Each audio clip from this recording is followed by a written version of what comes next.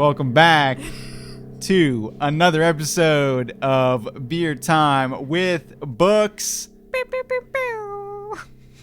This is now our third episode in October. There was some confusion on how many October episodes there have been. We're just feeling juiced. Widespread confusion across the internet. Yeah, everybody was saying, wait. Yeah, nobody can confirm one way or another. We are deep in October. We are at the end of October. Halloween is just 2 days away. And it was honestly perfect timing for this book. We already thought that it was filling that Halloween niche. And it just got way out there on the Halloween spoops and scares. Very spooky. Much spookier than I thought it was going to be, honestly. Yeah, I mean, we had vampires. It was perfectly timed because we timed it that way. Yeah, this was a good Halloween read. We're going to be talking about the second half of the Master and Margarita.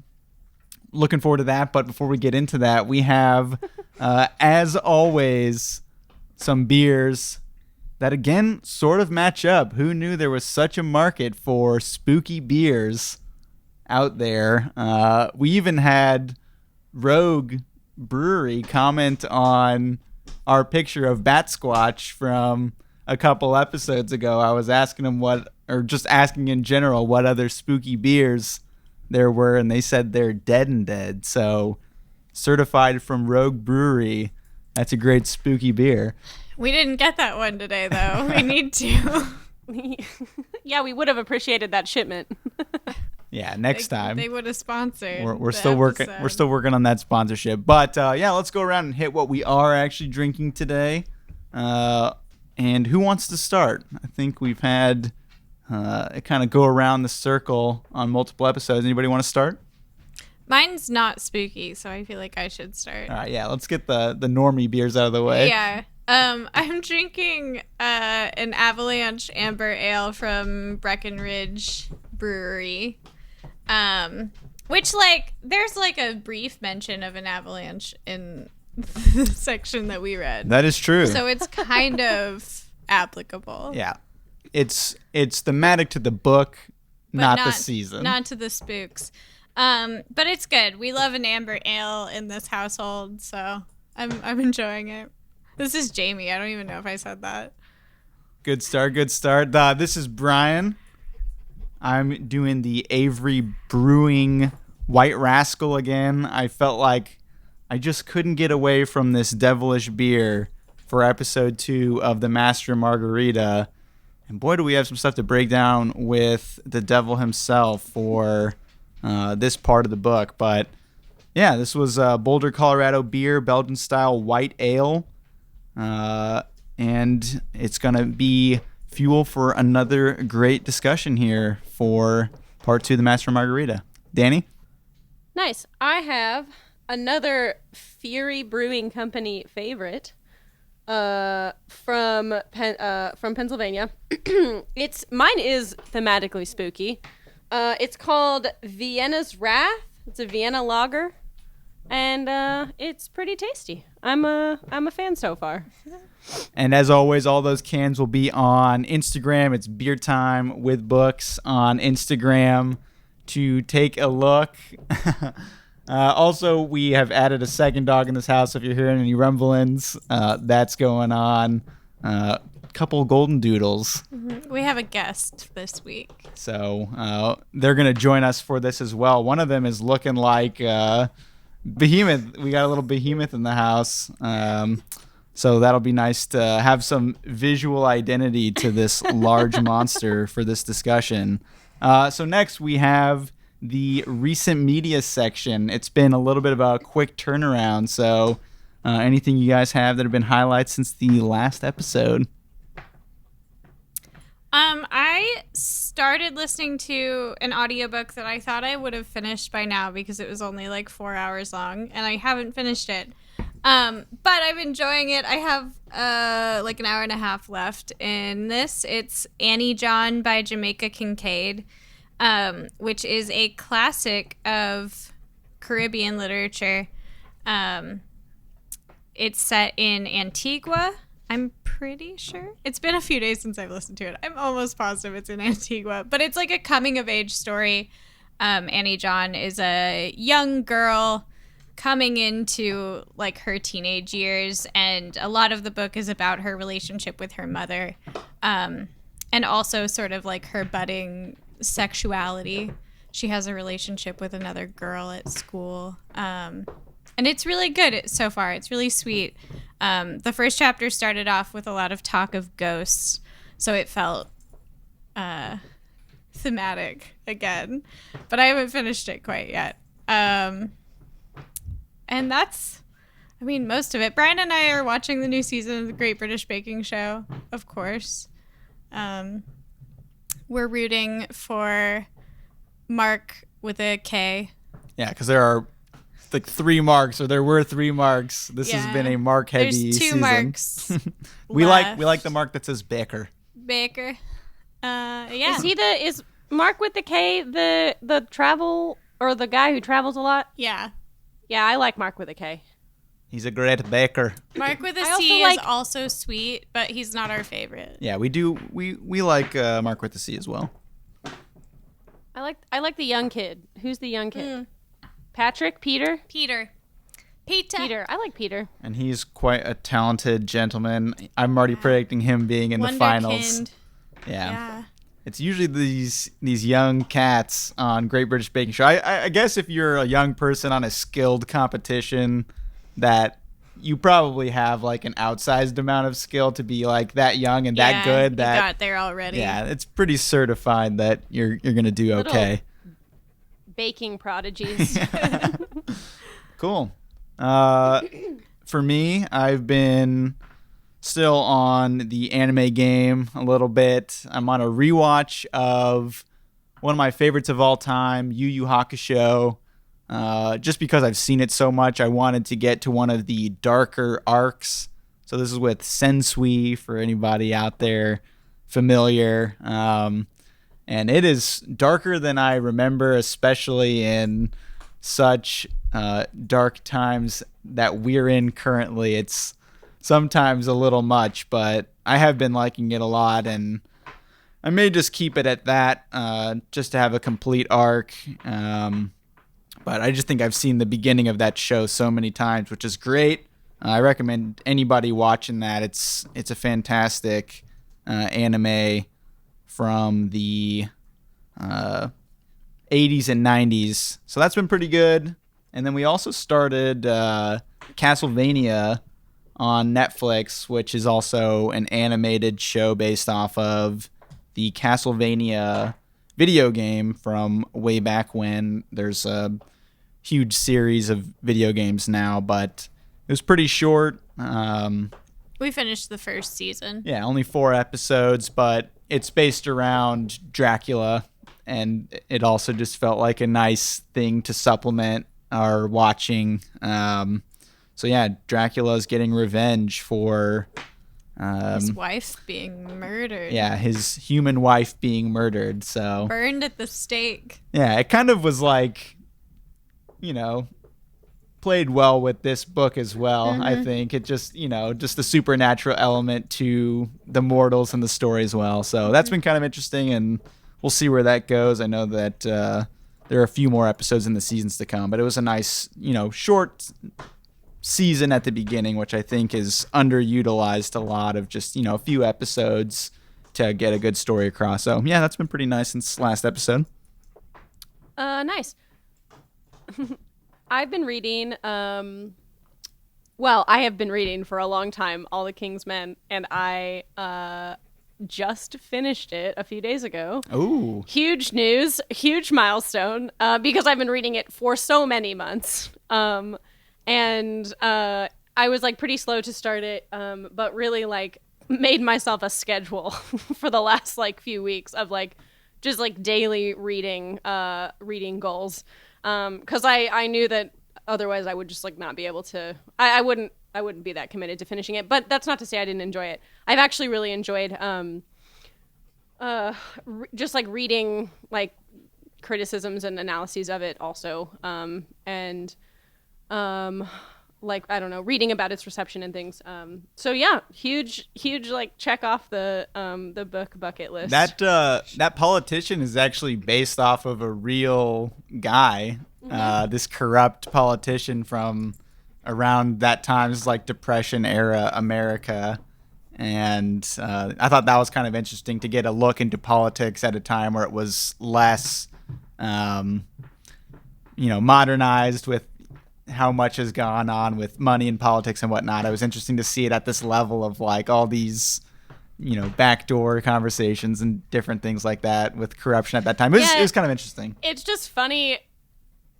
It's just funny though to like, I mean, I don't know, like it was for, called like the definitive political novel of like the modern United States or something, and it's just like some people still just like stand by that. Like, I mean, it's like, and which is just funny because like the book is full of just like back dealings and bribery and like, I don't know. It reminds me of like an original like House of Cards or like Scandal or something, like a very like politically like scandalous show where it's just like, oh well, this is actually what happens behind the scenes.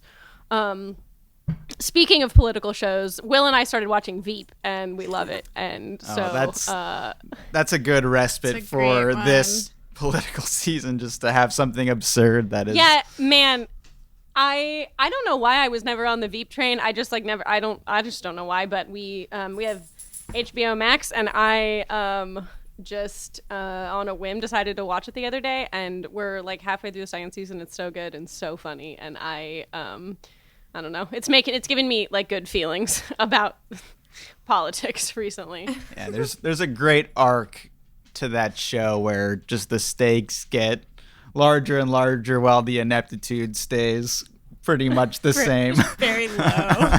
We had to turn on the captions at some points because their like little quips are so quick and like everything is so witty and fast, and like we just have been laughing out loud every like 5 minutes because it's just so good. They have so many funny insults and like it's great. I'm enjoying it a lot. Yeah, that is a great show. So you've been really politics media train over here. Yeah, I am.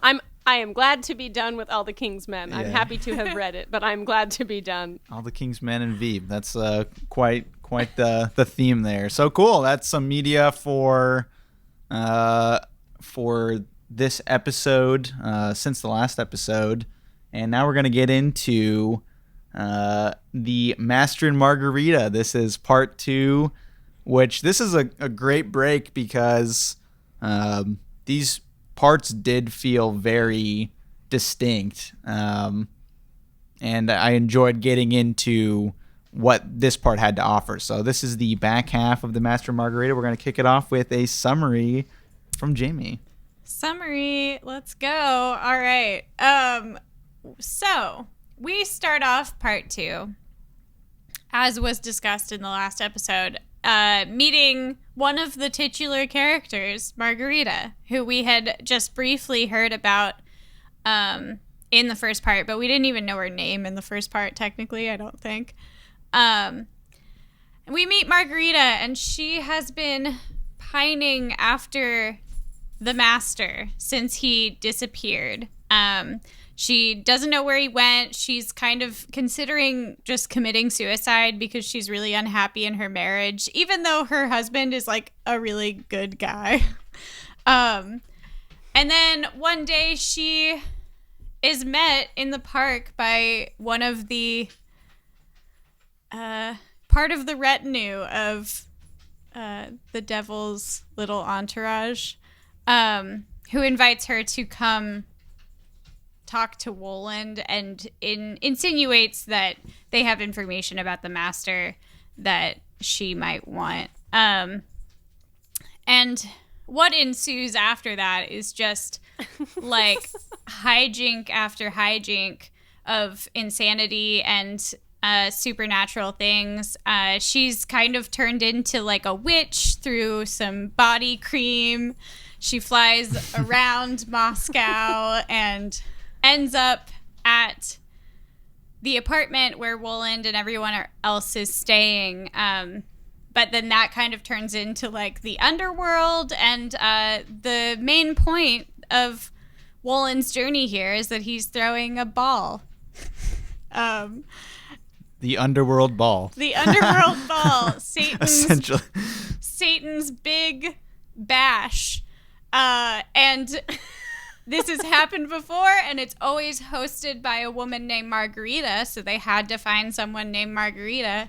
And so she agrees to like be the hostess of this party that is just like my favorite scene by far in this whole book. I loved it so much. But like just bunch of dead people coming in. It's all the worst people living in hell coming to this party, and Margarita needs to impress them. But they are demanded respect. Respect. It doesn't matter what they've done. They deserve respect. You have to be nice to them. That was the order to Margarita. I did think that was such an interesting part of like, you have to, no matter what, treat everyone the same. Yeah, very interesting. And that party ends with Wolin and Margarita both drinking blood from Berlioz's head. There's just like a lot going on. Super metal party. Yeah, it was an amazing party. Truly. I wish I had an invite. Proto metal. This was but then after that, she is promised that she can like have whatever she wants from him. She gets a favor from the devil essentially for doing this for him. And there's a little bit of a back and forth there, but the thing that she wants is to be with the master. And so he's brought back, and from there, various things happen. But towards the end of the novel, the Master and Margarita are put to peace, which we'll have to talk more about what that means. But essentially, they think that they're going to live their life happily in Moscow, and then they end up being killed and taken to the underworld forever, but in a happy way. Yeah, kind of like a subtle twist ending, like not like anything where the mask was torn from anybody, although I guess to the revealing of how they get there in the end has a bit more of that, which I'm sure we'll get to. But yeah, the fact that it was very peaceful was interesting. It's a happy ending. And we also, at the end, get more of Pontius Pilate, and he comes into the modern day, and there's a lot that we need to break down with that. But basically, everybody leaves Moscow, and the police kind of try to figure out what happened, but life just moves on. It's just like a mystery, but like they talk about a bunch of black cats are sadly like turned into the police and murdered because of all of the chaos that Behemoth wrought. Yeah, I'm actually wondering when the superstition about black cats was started. That'd be worth looking up. I didn't think about it until now that like, if this was the earliest sentence. Danny looks like she's looking it up, but that's kind of an interesting thing also, that like I know that this is a novel that has had like a very famous quote that's been used in a lot of different contexts that was from actually this back half.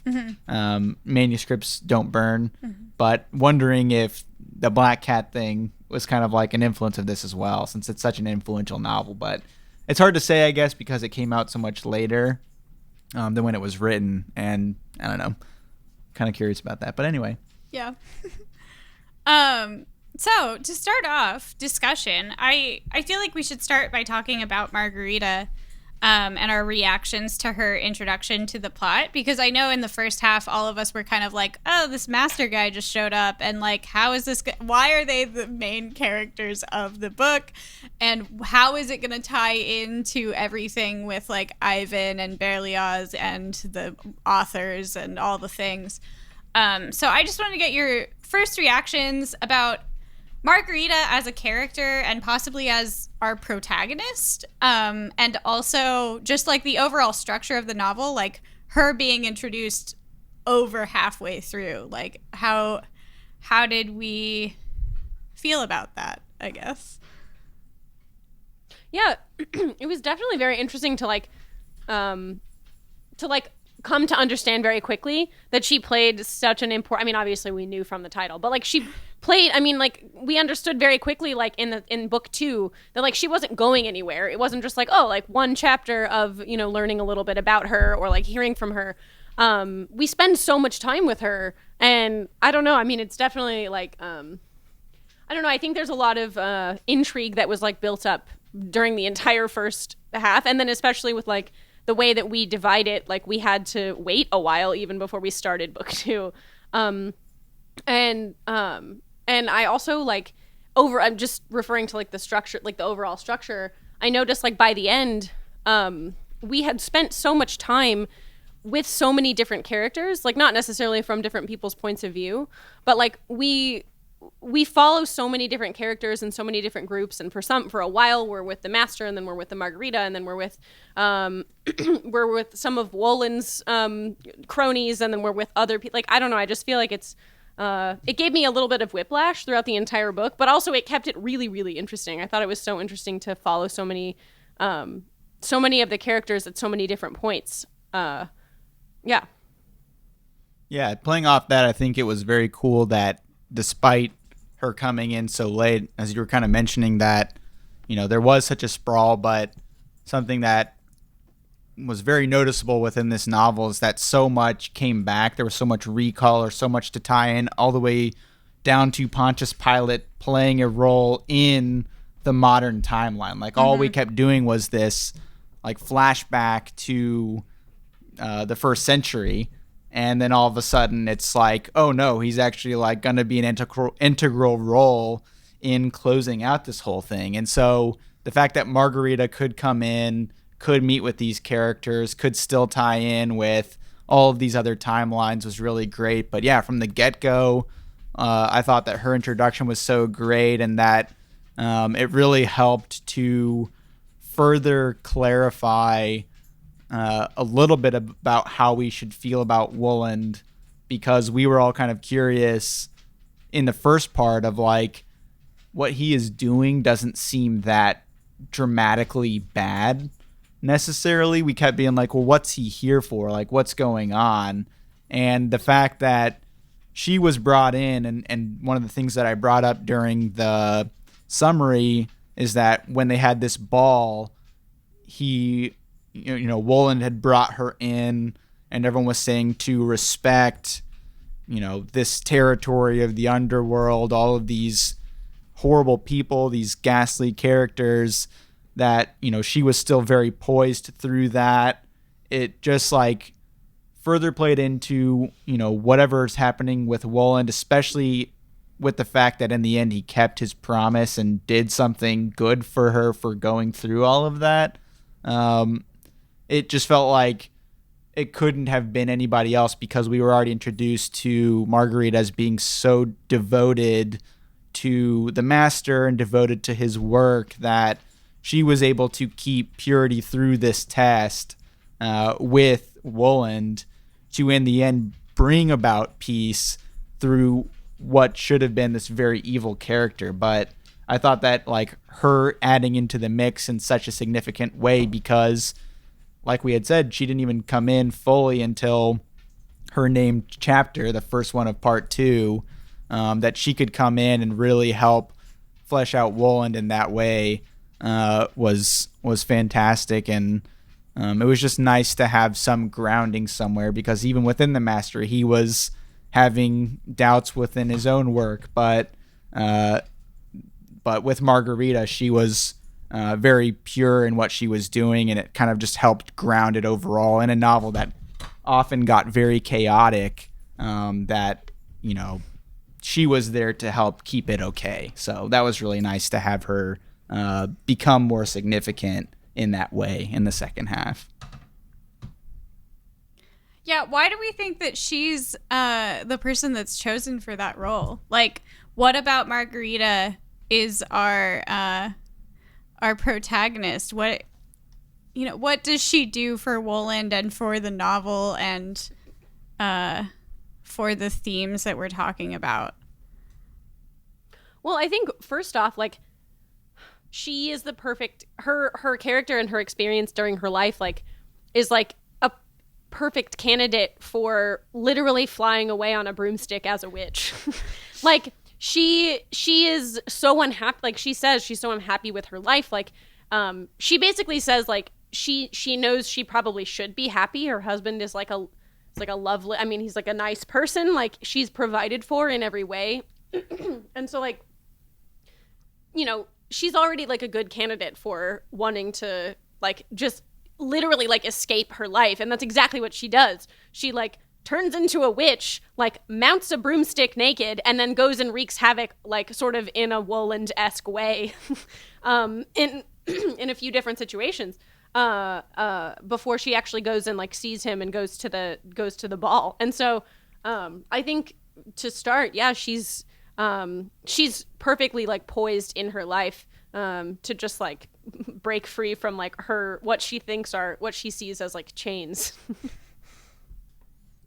Yeah, and I think this was definitely, just to clarify, this was informed by reading a little bit more into some analysis, but like Margarita being an advocate for the writing that the master was doing, like that was such a nice thing to have, because we had this play off of Ivan in the first half, and like that interaction, and the fact that, you know, we had so much of a focus on this elite writers club at the beginning with Berlioz and that whole crew. You know, it was nice to have her be in there and give legitimacy to this writing that was rejected by so many officials in a place that had such significant censorship, that it was nice that, again, she just stayed so true to that throughout the entire thing, and wasn't really, you know, strayed from her devotion to the writing. Like, that was such a big part. It wasn't that she was just devoted to the master necessarily, but like she loved the book. Mm-hmm. And that was something that she specifically said. And again, it comes up multiple times when the master had thrown it in the fire. And obviously that plays a bigger role because with that famous quote, manuscripts are never burned, the devil brings it back later on. But like that, she just was so true to that. And it wasn't that she was just so like invincible or just so inherently brave. Like, she was very afraid in multiple parts, because like, you know, as we mentioned, the chaos of this back half, they're literally in the depths of hell and like meeting all of these insane people. And like, I liked that when it was written in there that she was still seamlessly part of this group, but also like there were multiple instances where it mentioned how afraid she was. So that was kind of nice to like have that where, you know, it wasn't something where it was just like she's floating through, no pun intended with her broomstick scene, but that she's just like floating through all easily. There was challenges to her being so devoted, but like she still did it in such a classy way and in such a way that like it made it feel so earned at the end that they were able to get the ending that they did. I thought that was fantastic. Yeah, she really took everything in stride.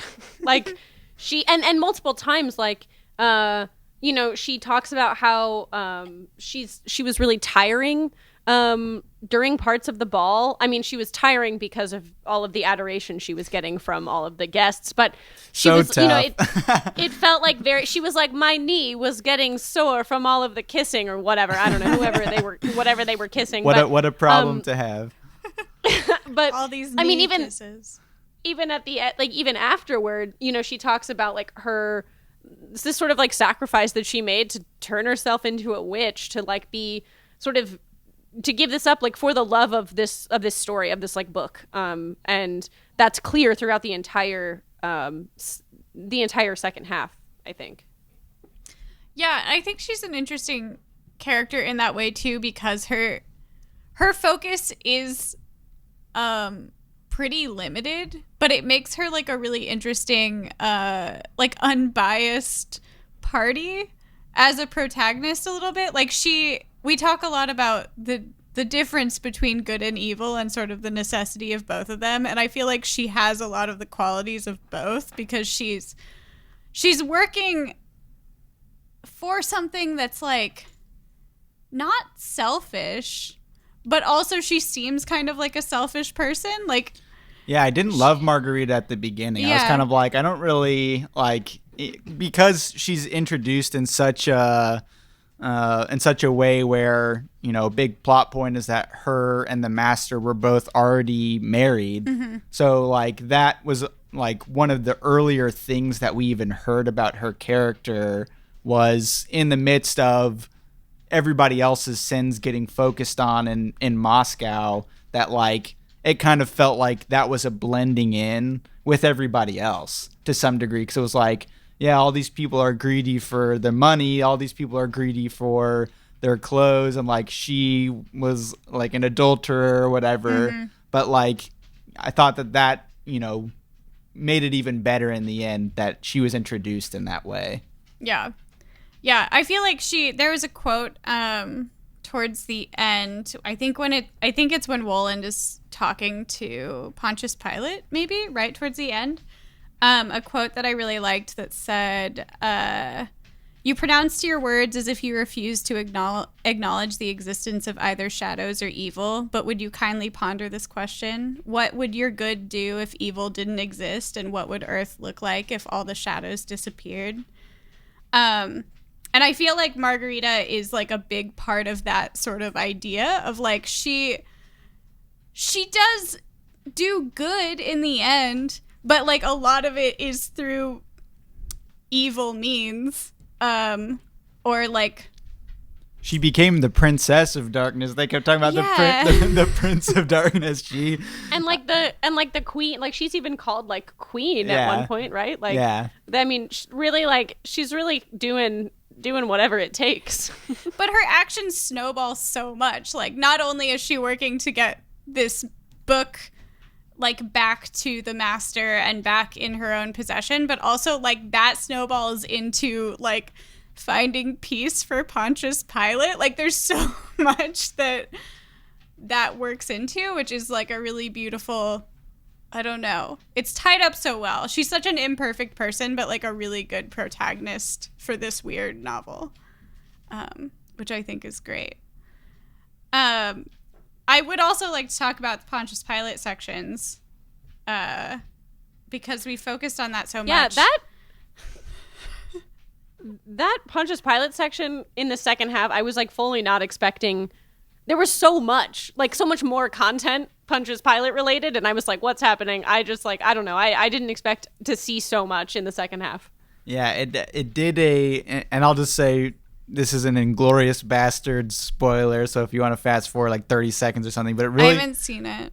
Oh, no. Can I fast forward? I also haven't seen it. Oh, well, basically then the point is here that they took a very well-known historical moment and changed it. Like everything in the story was like following what could be, you know, it could be seen to be a part of what was already the established history, but then like a big moment shifted where you're like, whoa, that like it made the impact so much more. And that happened here in the back half, where it felt like at the beginning we were following that history so much more. Mm-hmm. But then in the second half, it starts to take its own trajectory, which was really cool.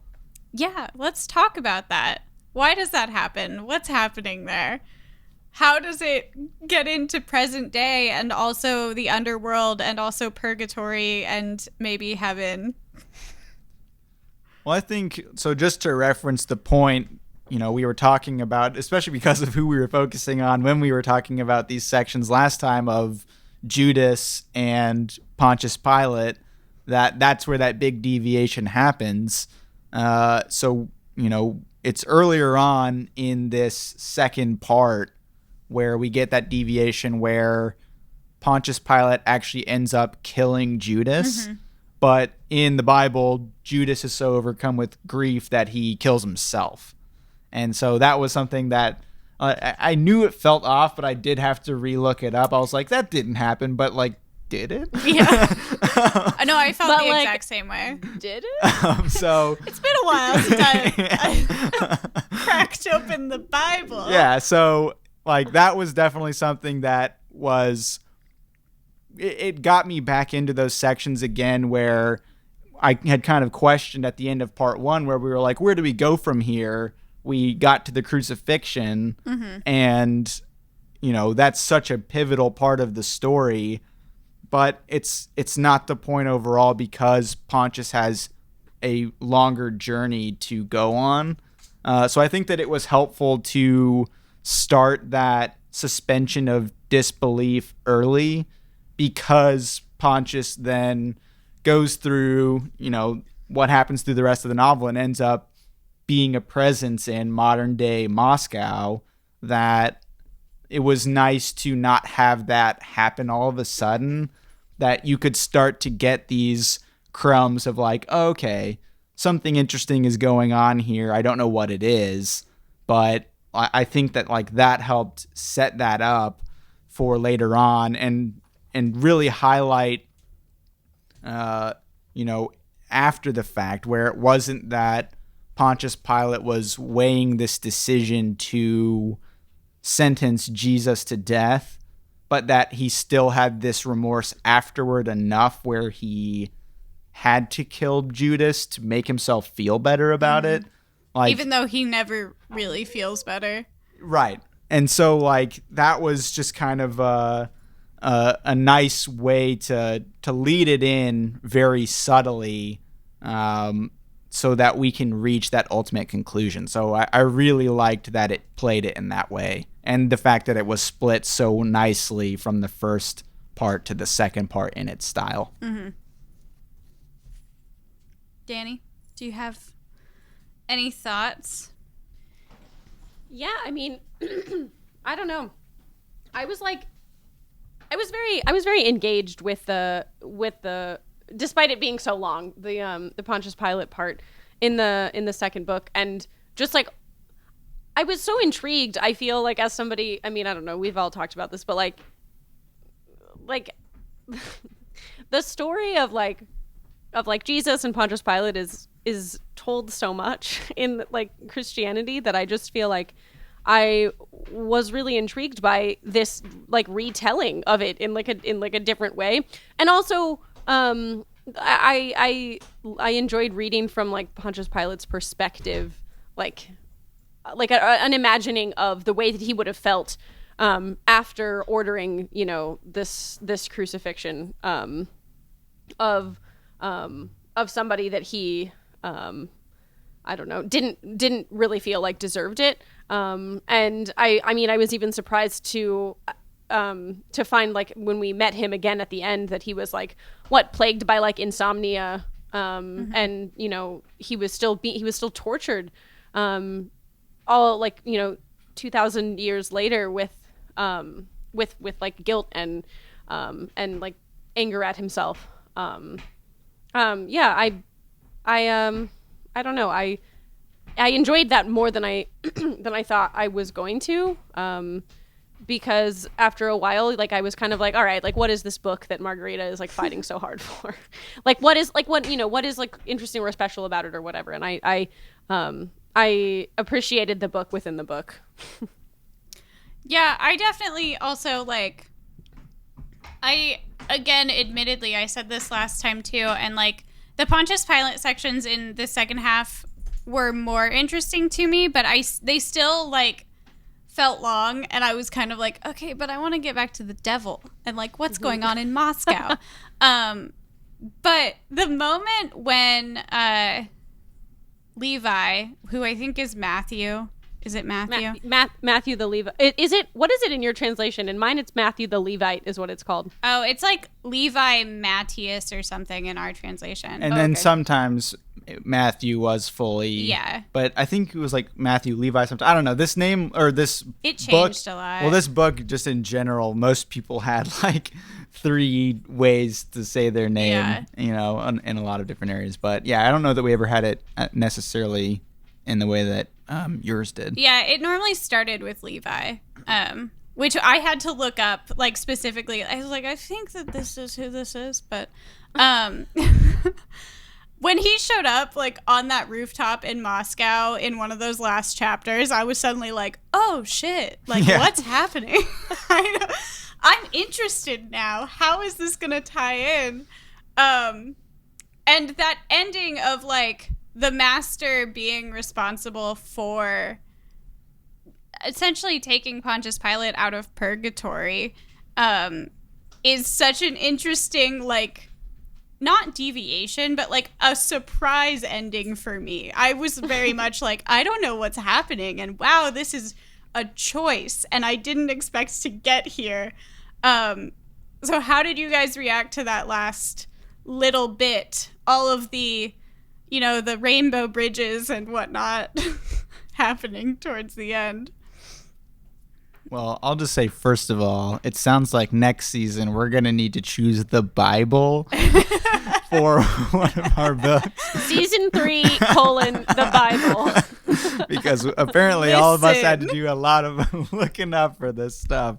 Relapsed Christians. So sorry. So, yeah, next season we're going to have to do the Bible. I think that playing it in that way and with the ending that he was involved, it was kind of a nice thing to see, just from a narrative standpoint, that Matthew's devotion to Jesus paid off, that like he was able to interact and essentially be his right-hand man, because this is something we haven't talked about all that much for this end section here, but like the devil and Jesus are in cahoots. Oh, yeah. And this message comes down. Am I getting smited for saying that? I mean, you need darkness to have the light. Sure, like, but I'm talking in practical Christianity. So, like, I think that was really nice that, you know, like I said, Matthew's devotion was rewarded, where he was still with Jesus in the end, and that that Jesus was also, you know, a fan of literature. That Jesus was like, I read your book. Yo, bro, I read your book. It was sick. So like that was just kind of a cool thing, that like the master, and again, this is informed by looking at analysis into the book, that him focusing so much on a story that is essentially blacklisted gets that much praise from like Jesus himself, which is just like, you know, anointing unrestricted text and thought. Like that's just kind of a cool way to do it, of like, hey, uncensored literature is blessed by God. Jesus loves my stuff. like that, right. Like that, it's like a very, you know, especially in a society that is atheist. Yeah, right. So it's like a very dramatic way to do it, but like just the fact that that message is brought home, because like how many novels can you think that are social critiques that like get to a point that's like that dramatic? It's not like I'm serious. I thought you were gonna say, how many novels do you know of that are blessed by God? Yeah. This Seriously, is the only guys, one. But like, just like how many social critiques do you know that like the alternative to what it's critiquing is that it's just fully blessed by God himself?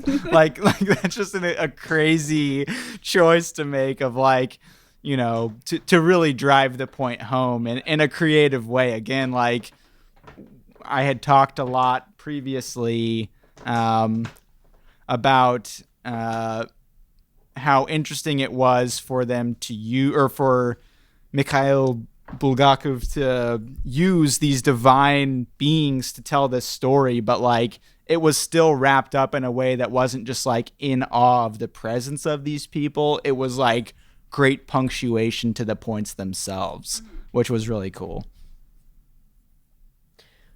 Yeah, I loved all of the layering of just like so much fantasy, like so much chaos, so much Christianity, so much like witchcraft, all of it like layering on top of each other, and then like just the retelling and the flipping on its head and just being like, actually, like, you know, I see your, like, you know, traditional Christian story, and I, you know, like, raise you witchcraft and like a black cat and chaos on Moscow, and like naked witches, and also Jesus loves my shit. So like, I don't know. I liked that.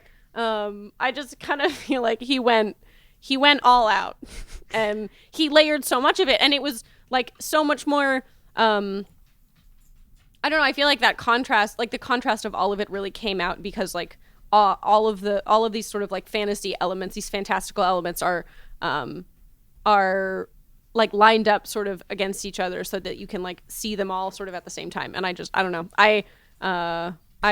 That was more like an overview of how I felt about the whole book, but I feel like, especially at the end, so much is happening. There's so many Christian symbols, so many like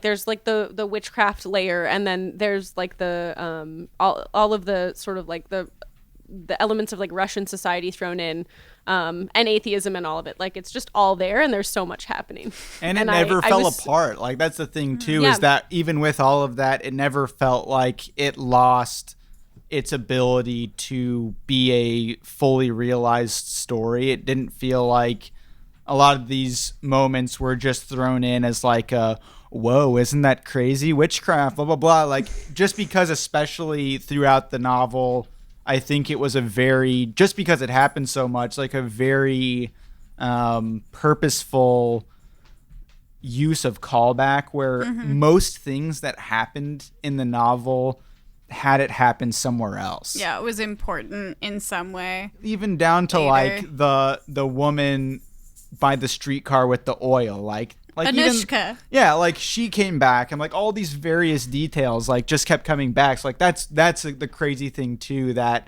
with the layering you're talking about, Danny, that like it still was able to be a cohesive whole in the end.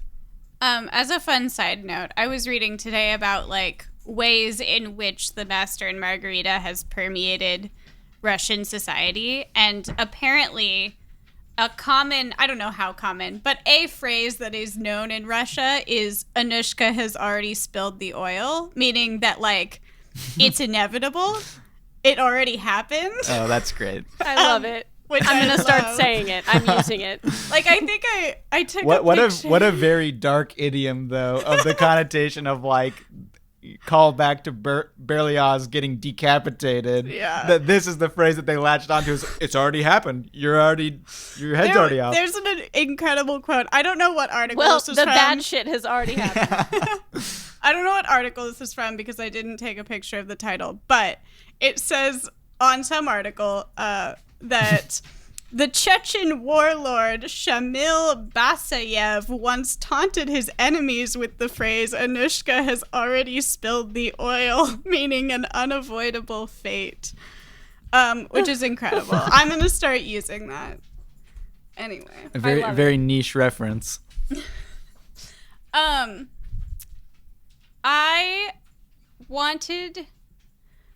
lost my train of thought because I brought that up. I wanted to talk a little bit about the, like, two things. This is it. First, the narration of the novel, because there's so many little, like, side quips and, like, breaking of the fourth wall. And I've heard that maybe this is kind of common in a lot of Russian literature, of, like, the narrator speaking to the reader. But we get a lot of that, and I'd like to talk about that a little bit. But I'd also like to talk about... We talked about last episode. We know that Bulgakov died before he could finish this. And I read some reviews online where people were like, oh, yeah, you can definitely tell in the second half that it was unfinished and just thrown together. And I didn't feel that way. I feel like it's so, just like we talked about, it's so cohesive and things tie together so well at the end. So those two things that talk. Either thing. Yeah, I don't know. I really like just like as a general thing, I love I love being addressed as like reader every so often.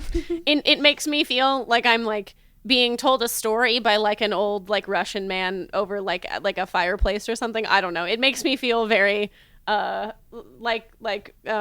attention to every so often. and also like sort of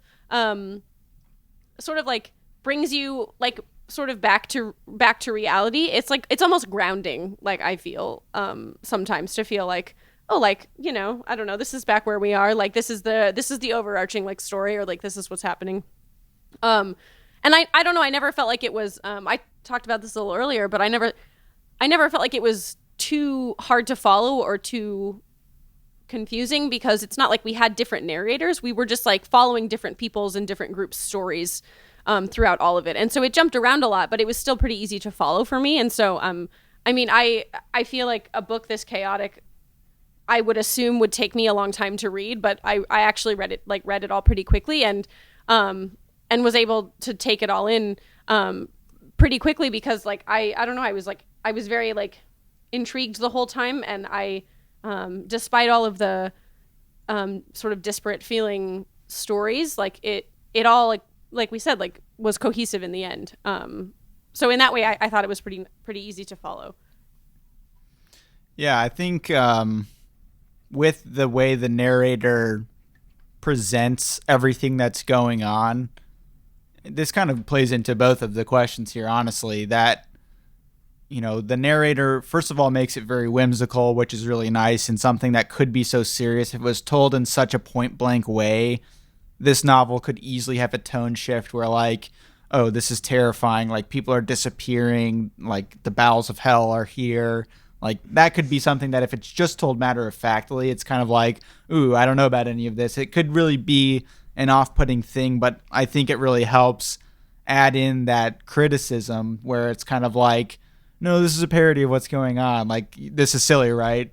We all agree this is silly. So silly. Everything's silly. Like just the society itself, you know, Yeah. like this is silly. Like, can we all agree? So like that was kind of a cool thing with that. And then also I think that for something like this, where there's so many jumps of like, we have Ivan at the beginning, and then Woland and his crew, and then we have the Master and Margarita, and then we have the Pontius Pilate sections, like, those are all pretty disparate things, but the way the narrator works, it's all very subtle and all just like the tiniest of details. But a lot of those sections specifically had this, like, just like in video editing terms, like a nice transition of like a fade in, fade out, where it was like, and she read this sentence in the book, blah, blah, blah, blah, blah. And then the beginning of the next chapter in the Pontius Pilate section is exactly that sentence. Mm-hmm. And it did that over and over. And we end with the last sentence right. of the book twice. Yeah, and that was called back to, actually, where they talked about that in the first half, I think. So they were saying what the end of they alluded to what the end of the book was going to be. But I think it was just things like that helped keep it cohesive, where it was just this extra bit of style that, you know, again, if it would have been out of there, the book still would have been an interesting thing, but it was that last little bit where it's just a sentence on the front and back end of chapters that was like, oh, okay, so we're still in a steady flow, kept you wanting to read more, bringing you into each part. So that Follow me, reader. Exactly. So that was great. And then also, just as far as in general, the cohesiveness of being pieced together later. This is just something that I read that I wanted to throw in because we're kind of getting far along in the episode, that I really liked, that it was like a call on accident to real life, where Bulgakov died and his third wife took on putting this book together and making sure that it got published, similarly to Margarita's like drive to do the same thing. But this is happening after the book is already done, after he's already dead. Like, that's something that I think helps create such a legend surrounding stories, where like all of these things accidentally happen, where it just creates an overall more powerful experience. And just the fact that a lot of it is seemingly autobiographical where authors are like, oh, I'm getting censored, like he's getting censored. Oh, there's this problem where the book can't get published and the significant other helps bring it home. That happened here. Like, that's just such a crazy thing. And like, I don't find any fault in any of that because I don't feel like it was lost anywhere in translation after the fact. So I don't think that holds water to me personally. And props to his wife for taking it across the finish line because that's insane. Good for her. Especially for how long it took. Like, that's just absurd that was even able to happen. So I think that's just kind of my thoughts on both of those. Nice. All right. Well, we want to move into final thoughts, guys. Overall, how did you like the novel? Was it what you expected? Does it inspire you to read other things from Bulgakov or more Russian literature or the Bible? Season 3, baby. Whoever wants to start. Yeah, I mean, it definitely definitely inspires me to read. I mean, I don't know, more Bulgakov, but also just in general, like I don't have a lot of experience with Russian literature, and so this is sort of what an introduction to Russian literature.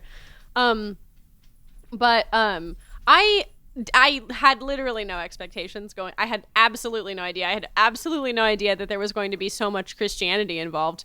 And also, yeah, I don't know. I still got all of the Alice in Wonderland vibes that I was getting from the first half. But I like I said earlier, like I really enjoyed, like I don't think I was ever bored. Like it was never dull. Like there was always so much happening. There was so much chaos, and it was it was a lot to handle, but it never really felt overwhelming. I was always just like, I felt like I was like, I don't know, like in a movie, like when you're in like a moving car and like you're like racing around. That's kind of like how, I don't know. That's kind of like how I felt. Like you're just like racing through Moscow, and then all of a sudden you're like in the underworld, and then like you're with Satan for a little while, then you're like on a broomstick, you're rushing back. Like there's so, I don't know, like there was so, I loved all of the transitions. I loved like how like the time range, like the timing range, like how much time like passed like was like between Pontius Pilate and like the president. I don't know. It was I never felt like it was too overwhelming. But the second half was more chaotic, I think, than I expected it to be, which is saying something. Like the first half was already like a lot. But I also, I really felt like I'm a sucker for like endings that are like very tied up neatly with a bow, and like this ending was so that like it was like, and this is what happened to this character and this character and all of these people from the first half, like their little stories were like wrapped up even in just like a paragraph. And I loved that there were like no loose ends really. So I don't know, I liked it more than I expected, than I think I expected to like it. Yeah. Yeah, I really, really enjoyed it. I very, very enjoyed it, you guys. I very, very, Let me very, tell very. you, I very, very enjoyed it. No, I really, really, really, really enjoyed it. I just think even from the fact that I know that I didn't pick up on everything, because I know there are whole other layers of just like watching a few videos and looking at other stuff online, that I didn't even want to touch with a 10-foot pole right now, because like that's beyond what I understand right now, with not only the actual criticisms themselves of Soviet society to the tie-ins with Faust, for instance, and different things like that. It's just, that's stuff that I don't fully get, and I think that that's a great thing, that it never felt like it was a detraction from the book overall, that it was still feeling like a complete piece, but that there's still that opportunity that if you went back through and really wanted to break it down in that way, that you'd still find so much more. I think that that's such a quality of a lot of my favorite books, of where I read through them once and I was like, okay, I know that I didn't fully get anything, but in the end, the whole experience was still incredible. And so I thought it was great from that aspect. And one of the things that I really enjoyed from a sequencing standpoint, I don't know how much this holds water, but in a lot of other books, when it's split into like, this is part 1 and this is part 2 or whatever, they have all these like very definitive splits that it sometimes feels arbitrary, where it's like, okay, like I get it, it's kind of like, here's the next part of the story, but it didn't feel like it needed to be separate. It could have been like one cohesive book. In this case, it was kind of like, at the beginning we got this broader view of where we were introduced to so many characters, and it kind of felt like it was more about these broader critiques of Moscow, where it was like, people disappearing and all of the things with the show, where it was showing like the problems with the society where they were so influenced by greed and all these other things. But then when we get to the second half, because it zooms so much in on Margarita, it starts to get to more of like personal traits, and we're still aware of the criticisms of Moscow, but it starts getting into these themes more of like creativity and like love and evil, as we had mentioned. That it was like, to me, it really felt like that was such a definitive difference, because we got that start with Margarita. It was like, here's Margarita, we stuck with her the whole time, and though she hit a lot of scenes with everybody else, it just felt so much more centered on the person, which is how I think it really managed to lasso in everything that was going on, because it lessened the scope a lot, and also because it started to focus in more on more positive ideals than negative ones. Despite the fact that there was still all this craziness going on, we were driven more by Margarita's love, by Wolin's assistance with Jesus, like all these different things. Like it all started ending up being more of a positive focus than a negative focus. So in that way, the two parts felt very distinct, and I thought that made me enjoy the way we had split it up more. I'm glad we got to discuss each one individually, because it felt like they were worth discussing individually. So that was really nice. And like I said, for all the other reasons of what happened outside of this novel, it's just crazy that all of that ties in so much to what this book actually is, and that it's even able to be read. Because it feels kind of magical that we got to read it. It really does. And I'll just say that Danny and I have a Russian coworker, and this was just a small story that she said, but I feel like it's worth saying that like her dad was born and raised in the Soviet Union, and she had mentioned that he was like needing to get pieces of this book like secretly and read it by candlelight and different things. And like, that's just a crazy thing, that there's such a journey that, people had to keep passing it around, that it had to keep living in an incomplete form to finally get to what it is now, where people are like debating what the best translation is and what's the least censored, but we're able to get to a point where people are like, no, this may be the most definitive form of this book. And like, it took such a long time to get there. I think that's awesome. So yeah, overall, really like the book. Nice. Yeah, I mean, I'll mimic a lot of the things that you guys said. I feel like the main thing that I loved about this book that I wasn't expecting was how whimsical it is. I picked this book and I knew a little bit about it, but I was like, ooh, fun. The devil comes to Moscow. That sounds scary and interesting and cool. But I expected the devil to be the antagonist, which I don't think he was. Like, I feel like most of the people in Wolin's crew are really sympathetic characters. Like, they do cause some havoc, but they also have a purpose. Like, and we even barely got to that, but like, they kind of even seemed like they were fulfilling a purpose, just like Margarita was, because they had their transformation, and it was almost at the end like, okay, you did it, thanks. Yeah. And they were outside of what they looked like the whole novel, which was, kind of played into that. Yeah, it was a whole thing. Yeah, and like, I loved all of those characters, and I felt really attached to them. Like I said, my favorite scene has to be Satan's ball. And there was something like really charming even about all of the people like coming out of hell. The Frida character, whose story is tragic, and Margarita like wants to help her. It was a great enough wish to help her that she got a second wish. Got a second wish. I don't know, something about just all of that, the like sort of flipping on its head who is good and who is bad, and how that theme is discussed through those really whimsical and supernatural characters and moments. I really, really loved a lot.